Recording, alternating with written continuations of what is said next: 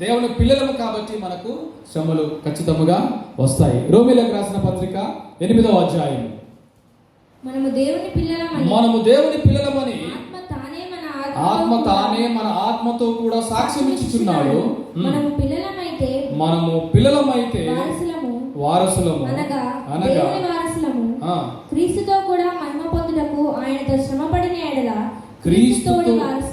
క్రీస్తుతో కూడా మహిమ పొందుటకు ఆయనతో శ్రమ పడిన ఎడల క్రీస్తు తోడి వారసులం. హల్లెలూయా. అటువంటి శ్రమ అనుభవం గుండా అటువంటి శ్రమల్లో మనము కూడా పాలి భాగస్థులము కావాల్సిందే. క్రీస్తుని ఎవరండి శ్రమల పాలు చేసింది?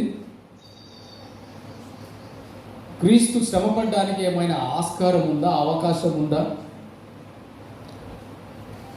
మనం అనుకుంటాము కావాలని చేసుకున్నా, కొని తెచ్చుకున్నా, లేదా చెప్తే వినకపోయినా పొందుకునేటువంటి శ్రమలు మనకు వస్తాయి.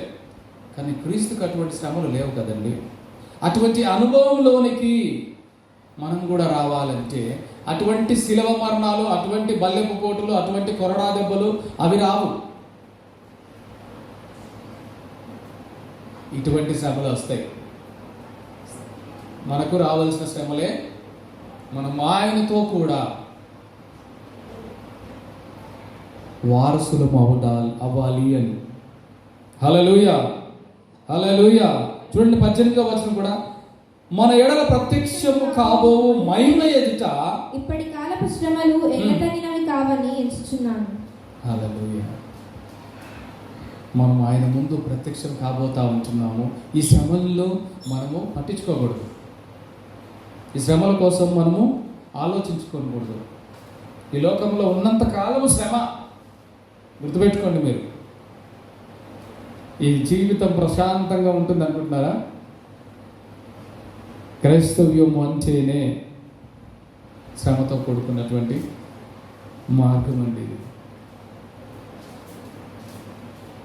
మనకు పాస్టర్స్ మీటింగ్కి వెళ్ళినప్పుడు చాలామంది పాస్టర్స్ కానీ పెద్ద వాళ్ళు అడ్వకేట్స్ కానీ వీళ్ళందరూ చెప్తా ఉంటున్నారు, సుప్రీంకోర్టులో న్యాయవాదులు వారందరూ దేవుణ్ణి అనుసరిస్తూ దేవుని మార్గంలో వెళ్తున్న వారందరూ చెప్తున్న మాట ఏంటి అంటే, మనము అత్యవసర పరిస్థితుల్లో ఉన్నాము, ఎమర్జెన్సీలో ఉన్నాము, ప్రమాదపు అంచుల్లో ఉన్నాము. క్రైస్తవ సమాజం అంతా మనకు వ్యతిరేకముగానే చాలా ఆర్టికల్స్ సిద్ధపరుస్తూ ఉంటున్నారు ఈ లోకంలో. ఈ క్రీస్తు రాజ్యము ప్రకటించబడకూడదని, క్రీస్తు రాజ్యం స్థాపించబడకూడదని, క్రైస్తవుల్ని ఇబ్బంది పెట్టాలని చాలామంది పన్నాగలు పన్నుతూ ఉంటున్నారు. అవన్నీ కూడా మనకు శ్రమలే అండి.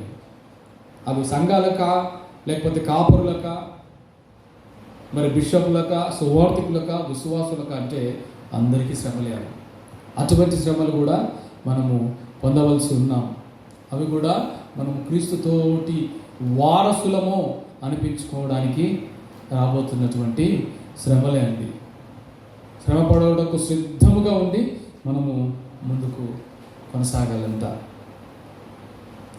రెండవది, దేవుని యందు భయభక్తులు కలిగి ఉన్నందుకు కూడా శ్రమలు ఉంటాయి, శ్రమలు వస్తాయి. అదేంటి? దేవుని యందు భక్తి చేస్తే శ్రమ వస్తుందా? భయం కలిగి ఉంటే శ్రమ వస్తుందా? ఏమండి చెప్పండి. నేను ఇంత చక్కగా భక్తి చేస్తున్నా, ప్రార్థన చేస్తున్నా, కొంతమంది అంటారు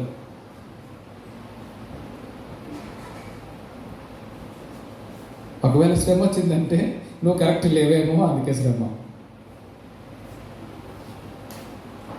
ఈరోజు అందరికీ అర్థం కావాలనే చెప్తున్నాను వాక్యము.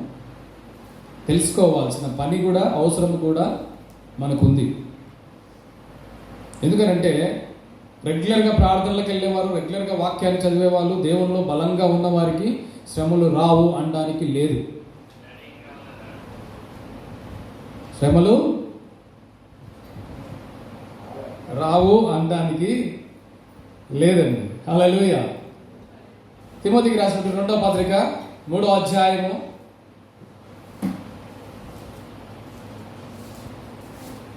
10వ వచనం.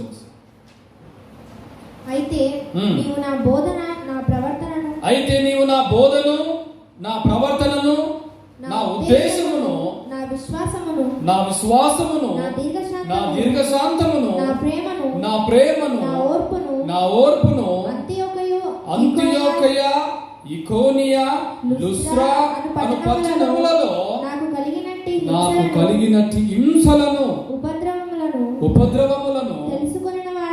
తెలుసుకొనిన వాడవై నన్ను వెంబడించితివి. అట్టి హింసలను సహించితిని గాని అట్టి హింసలను సహించితిని గాని వాటన్నిటిలో నుండి ప్రభువు నన్ను తప్పించును. వాటన్నిటిలో నుండి ప్రభువు నన్ను,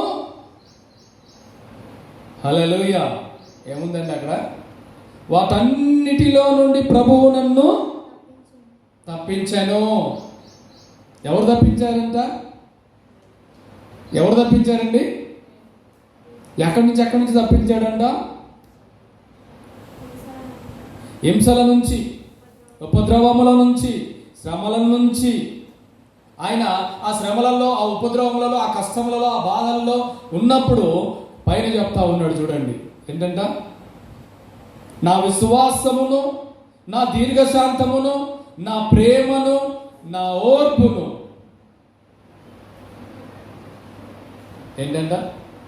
నా విశ్వాసం